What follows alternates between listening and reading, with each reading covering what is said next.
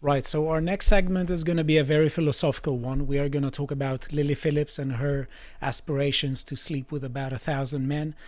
Lily did a bad thing. Now, one thing to remember is that this is not the first time she has gone viral. Here is her in her own words. And I will say that there are some things about the whole story that I personally don't believe. Everyone is going on a roller coaster of emotions, taking everything she says at her word, saying how, sensitive everyone is. You've done the maths. But I've done the maths, everyone. I'll show you the maths. The maths speak for themselves. And also, I've got many feminists who didn't do the maths correctly. Now, here is Lily Phillips in her own words, and this is, pay attention, the 23rd of October. So what she says now is an advertisement. Remember this. Let's listen to her. I went viral for letting 23 guys run a train on me with my friend Bonnie. Now, that video is actually out now, so if you want to check that out, you know where to go. But if you want to be a part of the next one, I'm actually doing 100 guys in one day. So head on over to my Twitter to find out how to apply. Right. It's an advertisement. How far can I go in insulting her right now? I know this is going out on YouTube. It's a free country. Can I'd like to think so. Well, I'm not going to call her that SL word. Can I use the British slang for it? Yeah. Okay. I mean, wait. Maybe I'm bad company, and we will talk about bad company because she mentioned the name Bonnie, and almost no one is talking about it, and we are going to talk about it. What a slag. And lettuce. What a slag. It does annoy me that lots of people are talking about this and basically running PR for her, because she is going to make money off of this, everyone complaining about it. And that's probably why she's doing it. It's just a publicity stunt. Well, it's a business. She's having an ad about her business. She's hooking people to watch her. Business is called prostitution. She's hooking people on her OnlyFans account. She's habituating people. And she's treating this like a drug for people who are going to pay her to do things like that. It's a business, and she is advertising this. Now, if you see what happened here, we had this Josh Peters who had this documentary about her before and after, and really weirdly towards the end he said, I didn't expect her to feel that bad after. I mean, what on earth did you expect her to feel like? What they were saying here is things like they did no vetting process. I find this absolutely hard to believe. No DBS check, no desk barring check process. What about checks for diseases? Yeah. So, and come on. I absolutely don't believe it. So, again, it's a business. People do this for money. She is doing it for money, clearly. So, if she's going to do something like that, it's not going to be an unvetted thing. Josh Peters, that description, what productions is that called? What's that called? I don't know. What do you mean? No. On the right. Yes, something with a goon.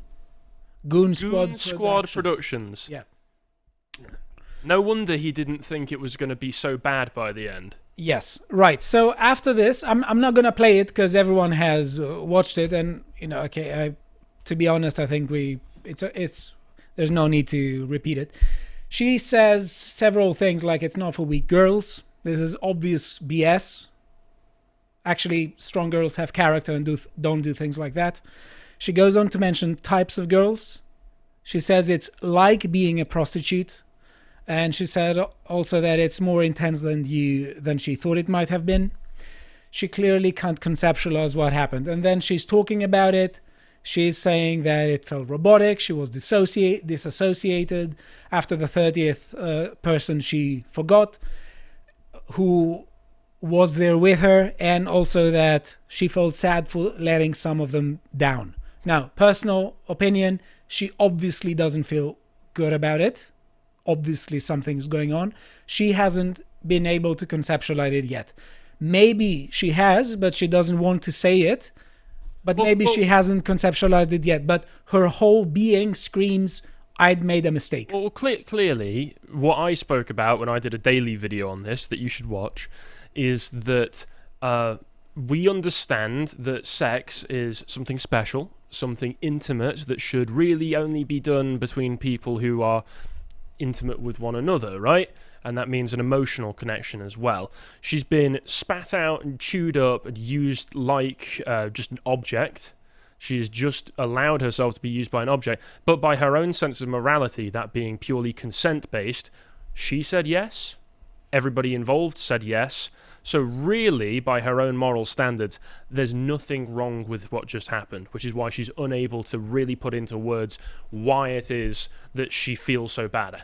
I think that she's a low-quality person making low-quality decisions, and no one should care about her.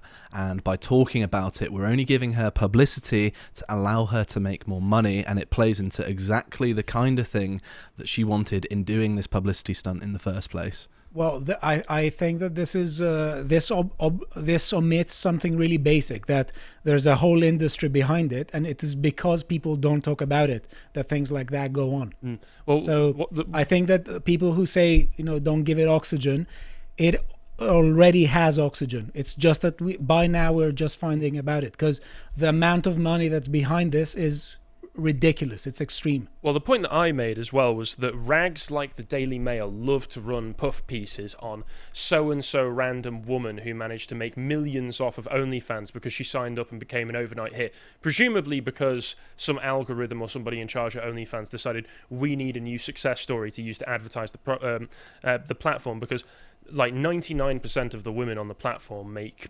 pennies. Make absolute pennies, but these kinds of advertisements are put out there, so more and more young girls who are stupid, who don't know any better, who think it'll be easy money, will sign up to it.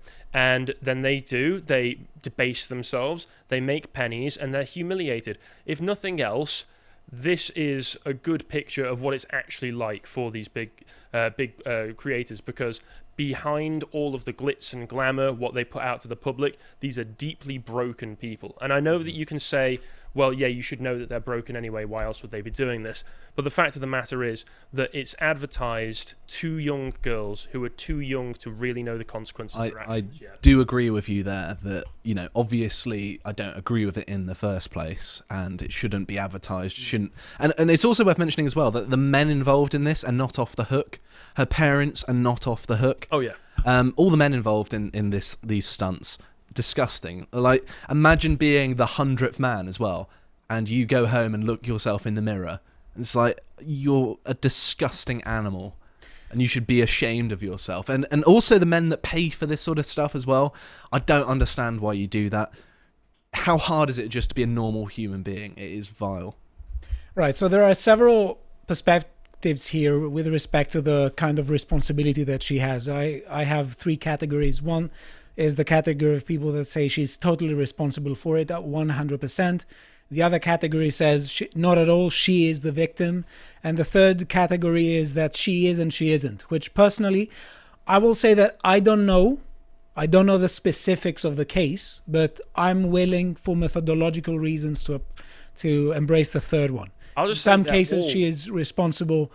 For some other things, she isn't. They're all 100% responsible. Everybody involved in it, including the documentary filmmakers, who really, I know you wouldn't expect it from Goon Squad Productions, should have done everything that they can to prevent her going ahead with this.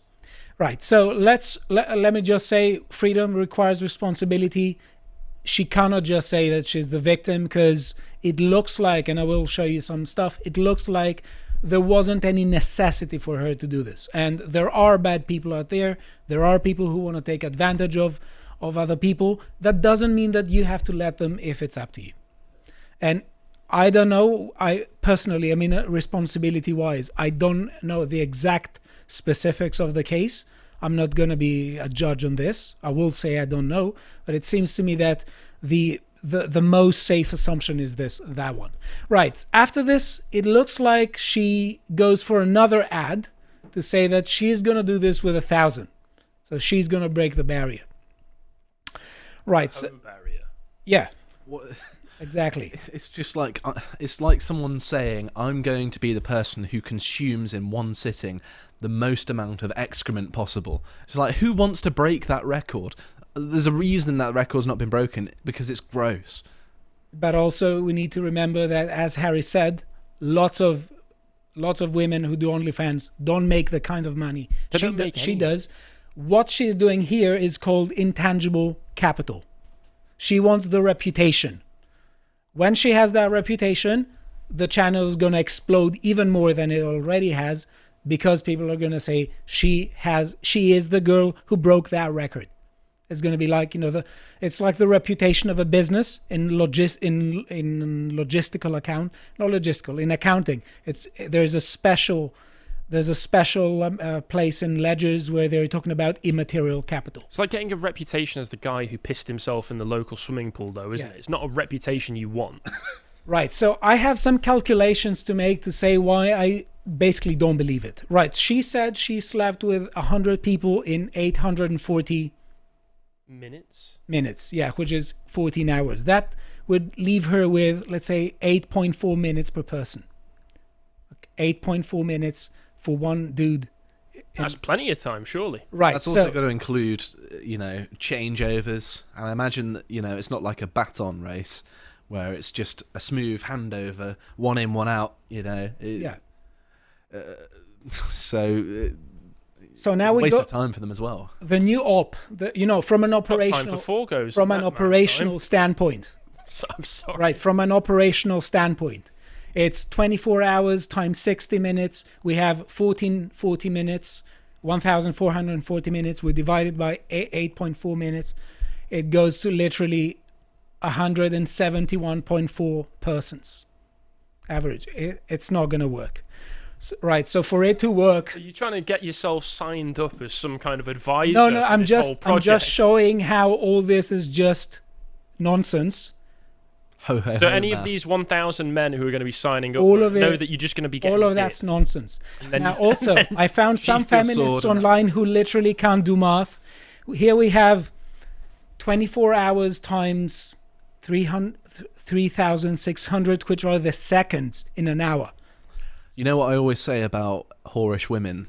Their main flaw is their inability to do logistics.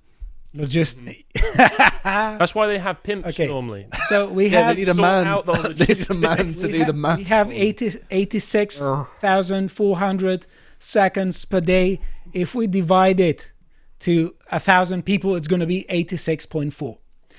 Now, lots of feminists were saying it's 1 minute 44 seconds, but they forgot that that's a percentage. It's 144 divided by 100, which is 1.44 times 60, which is 86.4 seconds. So I didn't expect this much maths. from an operational standpoint, it's pure nonsense. Right, so let me just give you some data, because it is actually pretty obvious that all this is done for immaterial capital of the OnlyFans account. She was originally from Derbyshire. She started in the OnlyFans industry at the age of 18, making 2K in just 24 hours. See, I don't believe that those kinds of cases come up naturally. I believe that every so often, in all likelihood, these people will be boosted so that OnlyFans, the company, can say that they've got these amazing overnight success stories that they can use to advertise the platform. She has a mentor. She's got a porn mentor. She has mentor, which is Bonnie Blue.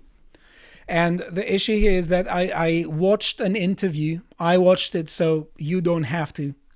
At the at the Lottie Moss podcast. Oh, right. You watched a podcast talking about it. Okay. Not all of it, but I watched some parts of it. Stelios needed to save time for some other research. It's from Lottie Moss, which is the, I think, half sister of Kate Moss. Yeah, that was an interesting podcast. But it shows how literally some people, where they could be good people, can have bad company, and bad company is the road to bad habits, and habits sometimes are really difficult to break. Now, speaking of habits, you should definitely visit Lotus Eaters. With £5 per month, you could subscribe on a website and watch lovely videos like Symposium 29 and 30 that we did with Carl on Aristotle's Nicomachean Ethics. And here Aristotle is talking about the importance of habituation and how with good habits we can actually transform our lives into being a good life. And when good habits are combined with the grasping of practical wisdom, of prudence, they turn into moral virtues. Math to Aristotle. Yeah, my mathematical calculations. Stelios, what would Aristotle have to say about this situation? Aristotle would say that she has bad company. She has developed bad habits. And he would actually watch the podcast with me. He would watch the Lottie Moss podcast. I think what we would Would he hear... call her a slag? He would say, bitches be cray. Hose mad. Hose mad, yeah. I think he would tell her basically that something like prudence is knowledge of good ends and the ability to deliberate about them. And young lass, maybe sleeping with 1,000 men in a day is not a particularly I don't worthy think goal. she'd understand any of that. Right. So I've clipped 2 parts of this interview, since our segment is now coming towards an end. I want you to listen to what she's telling poor Lottie Moss. So you've actually only been in the adult industry for a year. Yes. Do you think you have to do something outrageous in order to be successful now? Like, do you feel like you have to keep stepping it up now in terms of like every single time you do something has to be quite controversial? For sure. If you're going to be basic, expect basic money. Yeah. Too many people. That's it. If you're going to be basic, expect basic money. So what's going on is that in that industry now, we have lots of people entering, and they're told that unless they go up to something extreme and compete with each other for doing something that will, stand out, they're not going to make it. I also liked the fact that Kate Moss's sister has the British equivalent of a Valley Girl accent. That is awful. Yeah. Everything is insufferable to do with this. The accent. Yes. It's not that insufferable. Oh, come on.